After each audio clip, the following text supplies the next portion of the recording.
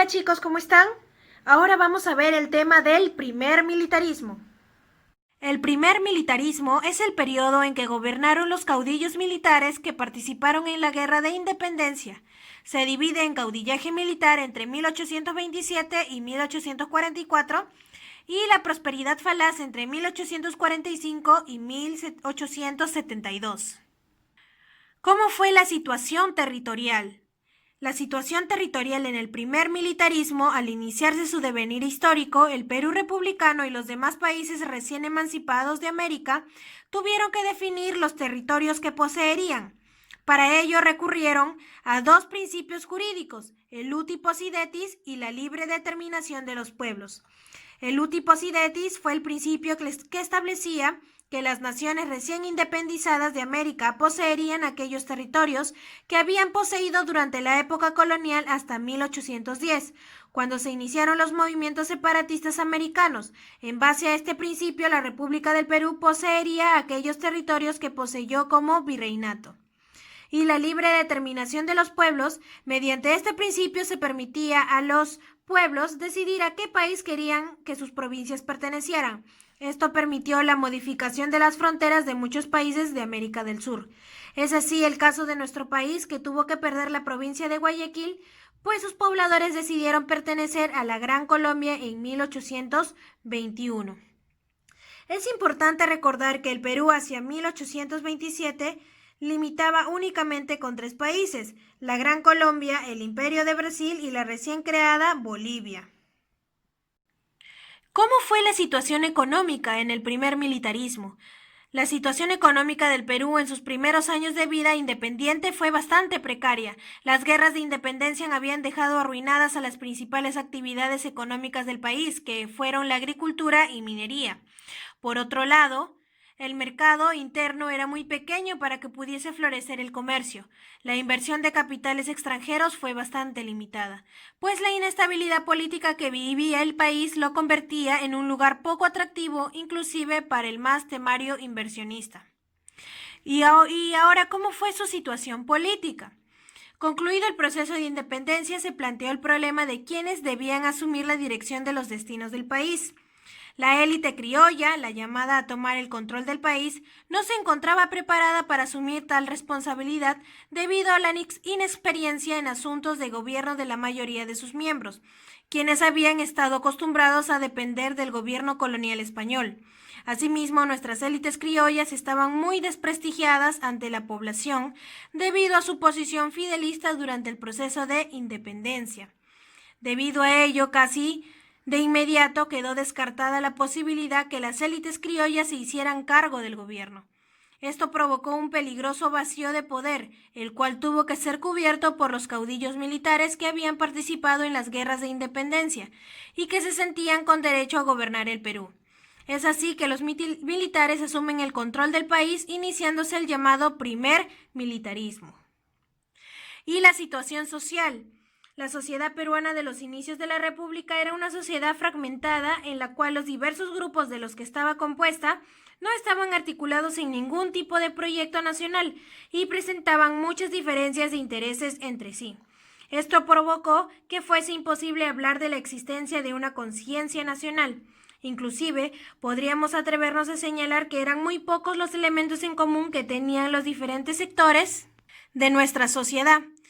Inclusive, y lo que era más grave, el Perú, al iniciar su vida republicana, siguió arrastrando dos tareas de la época colonial y que significaban un obstáculo para cualquier intento de integración de nuestra sociedad: la esclavitud y el tributo indígena.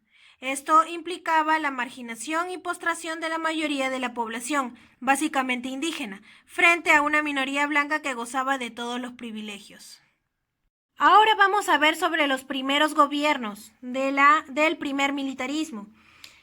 Primero fue José de la Mar y Cortázar, entre 1827 y 1829. Él nació el 12 de mayo de 1788 en Ecuador. Fue considerado ejecutivo débil, de corte liberal, y dio más facultades al Congreso. Elegido por el Congreso Javier de Luna Pizarro, él promulgó la Constitución de 1828 según modelo norteamericano. Fue presidente con 4 años de gobierno, parlamento bicameral, senadores y diputados. También estableció las juntas departamentales, promueve la descentralización y participación de departamentos y provincias. En la práctica no se cumplió. Rebelión de los iquichanos en Huanta. La causa fueron los impuestos.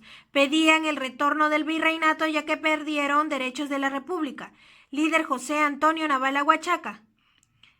También hubo una rebelión de diputados, Vidaur, Ninavique, por el proyecto de ley que otorgó ciudadanía a los españoles que residían en el Perú, siendo encarcelados. También ocurrió la invasión a Bolivia por parte del prefecto Agustín Gamarra, logrando deponer a Sucre. Se dio la firma al Tratado de Piquiza, se expulsó a las tropas colombianas y se formó un gobierno provisional. Y la causa fue buscar contener el poder de Bolívar en la región.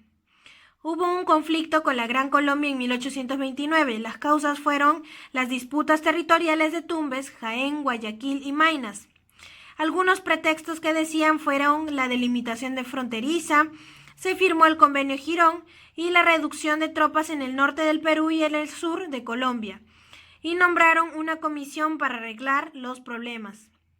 Lamar fue derrocado y apresado por Gamarra. Otro gobernador fue Agustín Gamarra. Él nació el 27 de agosto de 1785 en Cusco. Fue considerado ejecutivo fuerte, régimen conservador y autoritario. Se puso sobre el parlamento. Gamarra disminuyó el impuesto a la minería para aumentar la extracción. Creó la división de aduanas. Reimplantó el tributo indígena. Además, creó la armisticia de Piura y el Tratado de la Reahual. Por libre determinación, Jaén se reincorpora al Perú y Guayaquil a Colombia. Por uti possidetis, Tumbes, Maynas al Perú.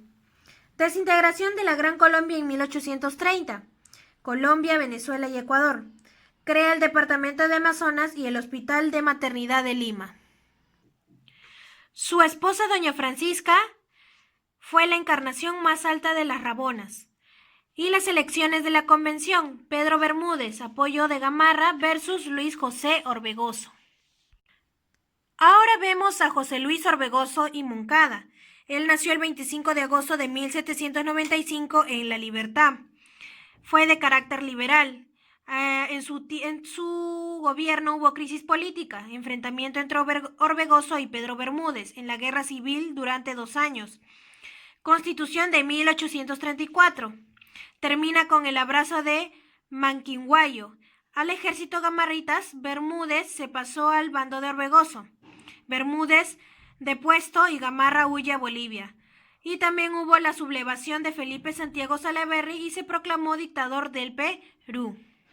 Y por último tenemos a Felipe Santiago Salaverry. Fue un gobernador conservador. Durante su periodo de gobierno se levanta en Trujillo y en el Callao una autoproclamación del legislador supremo. Orbegoso huye a Bolivia. Restablece el tráfico de esclavos, la rebelión de Escobar, esclavos. Tratado de comercio con Chile.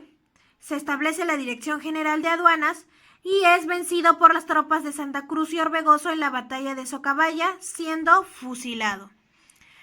Y así termina el tema de el primer militarismo.